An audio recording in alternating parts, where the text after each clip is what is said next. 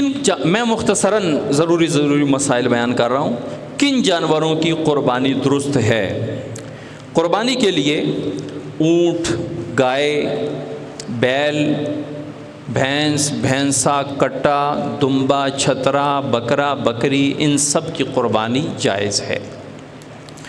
قربانی کے لیے اونٹ کا 5 سال کا ہونا ضروری ہے، 5 سال پورے ہونا ضروری ہے، اور گائے، بیل، بھینس، بھینسا، کٹا، اس کا 2 سال پورے ہونا ضروری ہے، اور بکرا بکری 1 سال کی ہونا ضروری ہے، اور دمبا بھی 1 سال کا ہونا ضروری ہے۔ لیکن اگر 1 سال سے کم ہے لیکن 6 ماہ پورے ہیں، 6 ماہ سے بڑا ہے، اگر سال والوں کے درمیان اس کو کھڑا کیا جائے تو پتہ نہیں چلتا، اتنا موٹا تازہ ہے، تو صرف دمبے میں اس صورت میں قربانی ہو سکتی ہے۔ باقی کوئی جانور اپنی عمر سے کم ہو تو اس کی قربانی جائز نہیں، یعنی وہ قربانی اس سے واجب ادا نہیں ہوتا۔ کسی جانور پر کھال جلنے کی وجہ سے بال نہ اگتے ہوں، کھال جل گئی آگ سے، بال نہ اگتے ہوں تو اس کی قربانی جائز ہے، یہ کوئی عیب نہیں ہے۔ اگر قربانی کا جانور پہلے ٹھیک تھا لیکن ذبح کے وقت گرانے یا اچھلنے سے اس میں کوئی عیب پیدا ہو گیا تو اب اس عیب کا اعتبار نہیں ہے، اس کی قربانی جائز ہے۔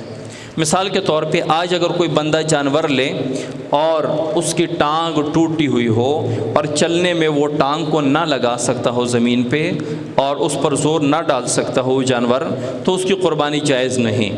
یا خریدنے کے بعد اور عید سے پہلے وہ چرانے کے لیے یا گھر میں اچھل کود پہ وہ ٹانگ ٹوٹ گئی، تب بھی اس کی قربانی جائز نہیں۔ لیکن عید کے وقت یہ ذرا سہولت شریعت نے دی ہے کہ عید کے دن جانور اچھلے کودے، ٹانگ ٹوٹ گئی، آنکھ نکل گئی، کوئی بھی اس میں عیب پیدا ہو گیا تو اب اس عیب کا اعتبار نہیں، اس جانور کی قربانی جائز ہے۔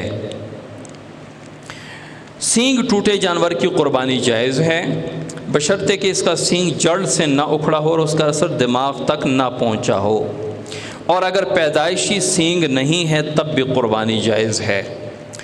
سینگ جو ہوتا ہے نا، ایک اس کا اوپر کا خول ہوتا ہے، ایک اس کی بیس ہوتی ہے جو نیچے دماغ اور کھوپڑی کے اندر ملی ہوئی ہوتی ہے۔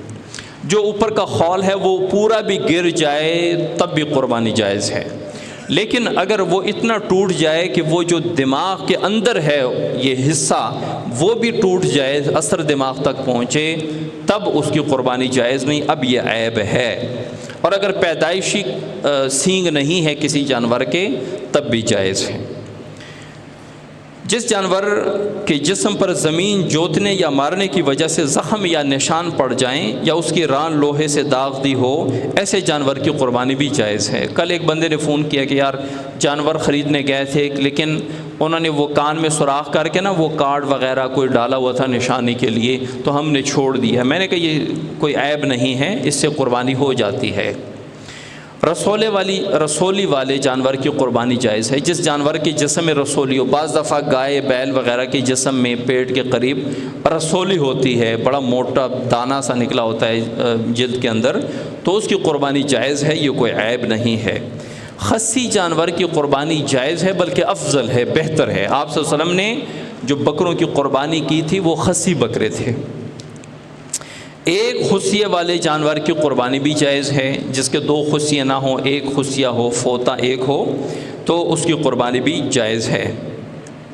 جس جانور کی زبان کٹی ہوئی ہو، اگر وہ چارہ کھا سکتا ہو، چونکہ جانور جو ہے وہ زبان سے چارہ اپنے منہ کی طرف کھینچتا ہے، اگر وہ چارہ کھا سکتا ہے تو پھر جائز ہے، اگر چارہ نہیں کھا سکتا تو پھر اس کی قربانی جائز نہیں۔ غریب آدمی جس پر قربانی واجب نہیں تھی، اگر اس نے قربانی کے لیے عیب دار جانور خرید لیا تو اس کے لیے اسی کی قربانی جائز ہے۔ اب جو قربانی کی جانور کے اندر عیوب ہوتے ہیں، اگر کسی نے کوئی عیب دار جانور خرید لیا، غریب ہے، اس پر قربانی واجب نہیں ہے، اس نے عیب دار جانور خرید لیا تو اس کے لیے اس کی قربانی جائز ہے، کوئی مسئلہ نہیں۔ موٹا اور فربا جانور کی قربانی مستحب ہے، لہٰذا ایک شخص کے لیے 2 کمزور بکروں سے ایک موٹے تازے بکری کی قربانی بہتر ہے۔ ایک بندہ ہے، اس کو 60,000 کے 2 چھوٹے چھوٹے بکرے مل رہے ہیں، تو اس کے لیے یہ بہتر ہے کہ وہ 60,000 کا ایک بڑا بکرا لے لے، یہ اس کے لیے بہتر ہے۔ مادہ جانور کی قربانی نر جانور سے افضل ہے جب دونوں قیمت میں برابر ہوں۔ ایک بکرا ہے، ایک بکری ہے، دونوں کی قیمت 50-50 ہزار ہے، تو شرعاً بہتر مادہ جانور جو بکری ہے وہ بہتر ہے اگر قیمت میں برابر ہو، اور اگر بکرے کی قیمت زیادہ ہے تو وہ زیادہ قیمت والی بہتر ہے۔ بانج جانور کی قربانی جائز ہے، جو بانج پن کا مریض ہو یا شکار ہو جانور، اس کے بچے نہ جانتے ہوں تو اس کی قربانی جائز ہے۔